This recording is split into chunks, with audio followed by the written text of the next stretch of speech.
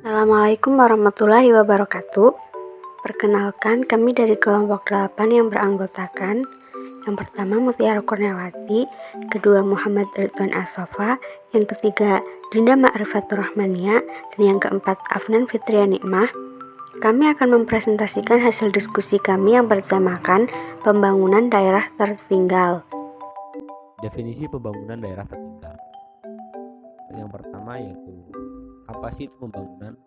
Pembangunan adalah upaya terkoordinasi untuk menciptakan alternatif yang lebih banyak secara sah kepada warga negara untuk memenuhi dan mencapai aspirasinya yang paling manusiawi.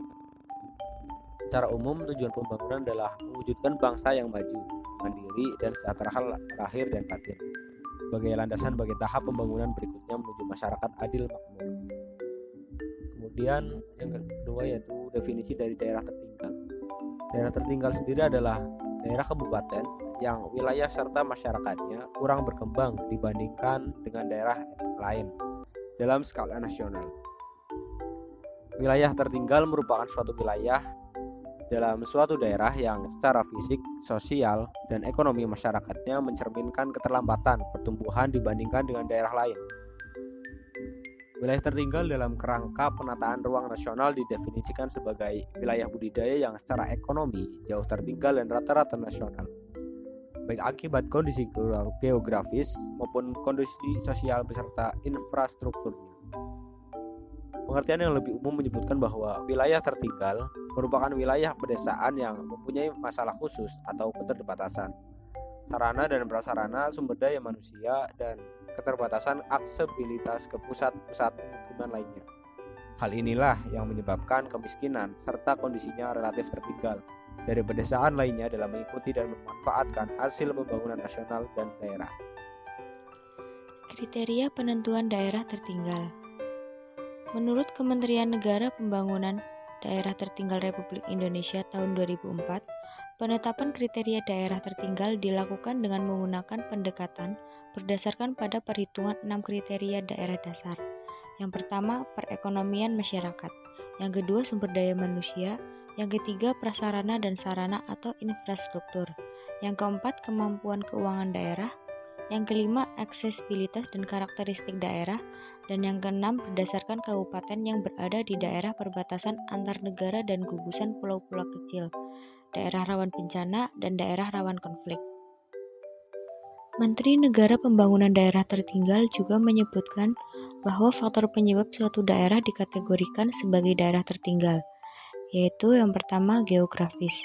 Umumnya secara geografis daerah tertinggal relatif sulit dijangkau karena letaknya yang jauh di pedalaman, perbukitan atau pegunungan, kepulauan pesisir, dan pulau-pulau terpencil, atau karena faktor geomorfologis lainnya sehingga sulit dijangkau oleh jaringan, baik transportasi maupun media komunikasi.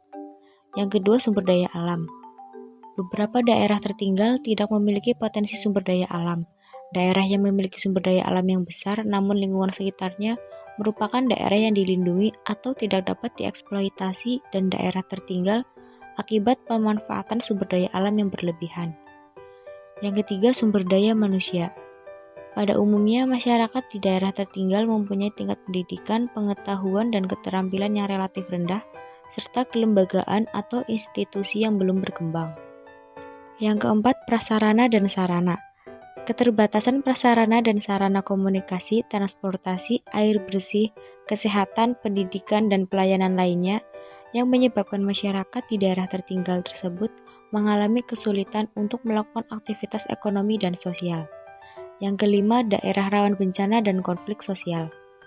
Seringnya suatu daerah mengalami bencana alam dan konflik sosial dapat menyebabkan terganggunya kegiatan pembangunan sosial dan ekonomi. Yang keenam, kebijakan pembangunan. Suatu daerah menjadi tertinggal dapat disebabkan oleh beberapa kebijakan yang tidak tepat, seperti kurang memihak pada pembangunan daerah tertinggal, kesalahan pendekatan dan prioritas pembangunan, serta tidak dilibatkannya kelembagaan masyarakat adat dalam perencanaan pembangunan.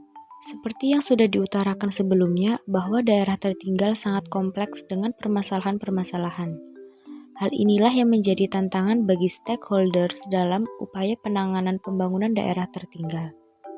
Namun, sekelumit permasalahan yang dihadapi, khususnya pada daerah tertinggal juga berbeda antara daerah yang satu dengan daerah lainnya, sehingga membutuhkan pendekatan-pendekatan khusus pada daerah yang dimaksud, agar dalam membuat suatu strategi pembangunan daerah, dapat dirumuskan langkah-langkah strategis sehingga pencapaian target bisa lebih tepat pada sasaran.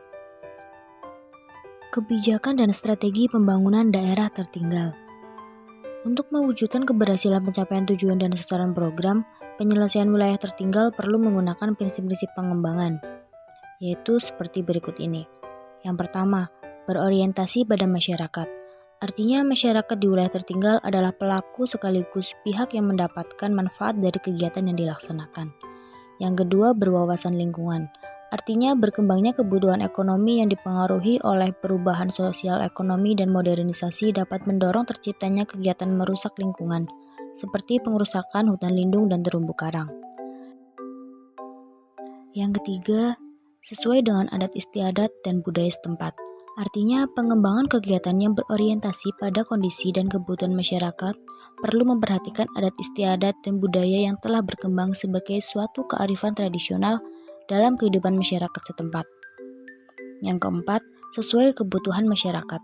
Artinya, kegiatan pengembangan wilayah tertinggal harus berdasarkan kebutuhan daerah dan masyarakat penerimaan manfaat dan bukan berdasarkan asas pemerataan di mana setiap daerah berhak atas bantuan pendanaan dari pemerintah. Yang kelima, tidak diskriminatif. Artinya prinsip ini digunakan agar kegiatan penanganan wilayah tertinggal tidak dibedakan pada kepentingan pihak tertentu, yang pada akhirnya dapat mengganggu pencapaian tujuan dan sasaran program. Setelah dibuatnya sebuah kebijakan, maka perlu dirumuskan sebuah strategi. Strategi-strategi yang dimaksud yaitu yang pertama, pengembangan ekonomi lokal. Strategi ini diarahkan untuk mengembangkan ekonomi daerah tertinggal dengan didasarkan pada pendayagunaan potensi sumber daya lokal yang meliputi sumber daya manusia, sumber daya kelembagaan, serta sumber daya fisik yang dimiliki masing-masing daerah oleh pemerintah dan masyarakat melalui pemerintahan daerah maupun kelompok-kelompok kelembagaan berbasis masyarakat yang ada. Yang kedua, pemberdayaan masyarakat. Strategi ini diarahkan untuk meningkatkan kemampuan masyarakat untuk berperan aktif dalam kegiatan sosial, budaya, ekonomi, dan politik. Yang ketiga, perluasan kesempatan. Strategi ini diarahkan untuk membuka keterisolasian daerah tertinggal agar mempunyai keterkaitan dengan daerah maju. Yang keempat, peningkatan kapasitas. Strategi ini diarahkan untuk meningkatkan kapasitas kelembagaan dan sumber daya manusia pemerintah dan masyarakat di daerah tertinggal. Yang kelima, peningkatan mitigasi dan rehabilitasi.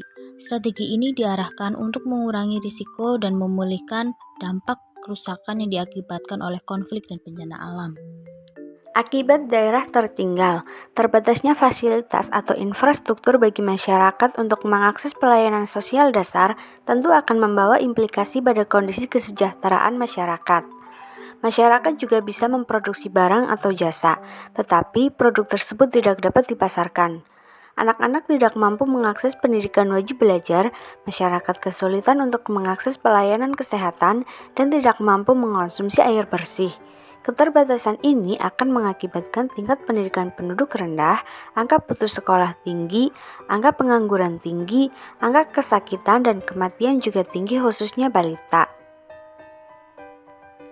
Masih besarnya jumlah penduduk miskin dan jumlah daerah tertinggal akan membawa implikasi pada jenis dan populasi penyandang masalah kesejahteraan sosial lainnya, seperti anak terlantar, pekerja anak, lanjut usia terlantar, wanita rawan sosial ekonomi, remaja bermasalah sosial, wanita tunasusila, kecacatan dan gelandangan.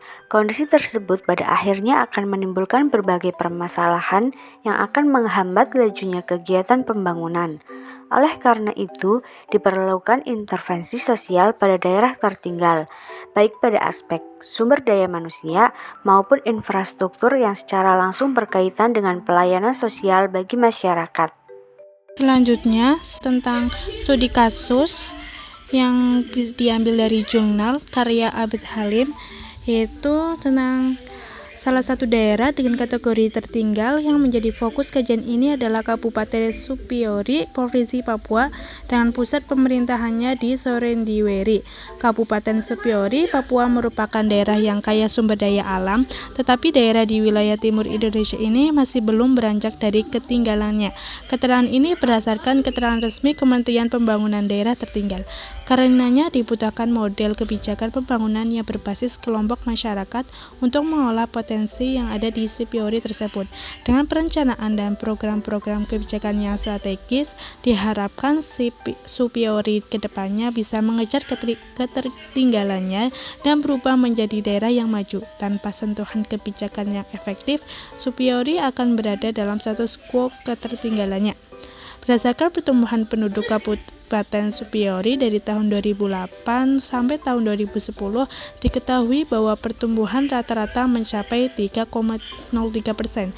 Jumlah penduduk terbesar di Kabupaten Supiori terdapat di distrik Kabupaten Aruri sebesar 4.420 jiwa dan distrik Supiori Timur sebesar 4.920 jiwa.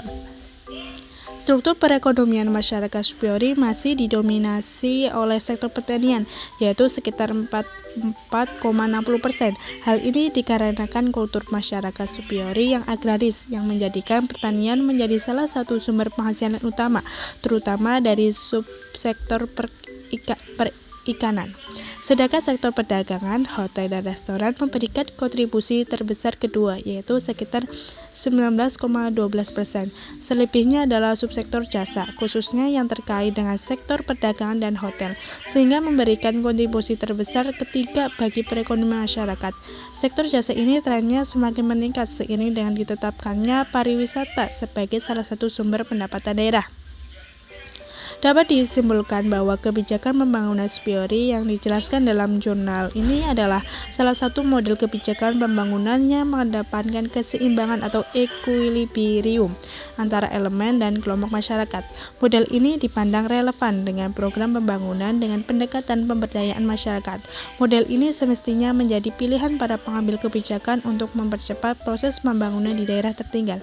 Hanya saja dalam proses ini hendaknya dibarengi dengan penguatan kapasitas personal pengelola pemerintahan sebagai penentu dan pelaksana kebijakan agar sesuai dengan kepentingan dan kebutuhan masyarakat sebagai penerima kebijakan.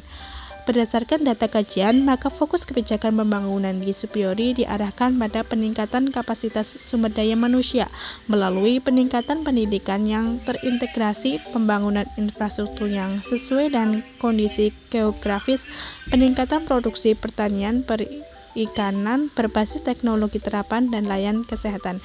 Program prioritas ini dapat diwujudkan salah satunya dengan memberikan penguatan pada pilihan model kebijakan yang diterapkan.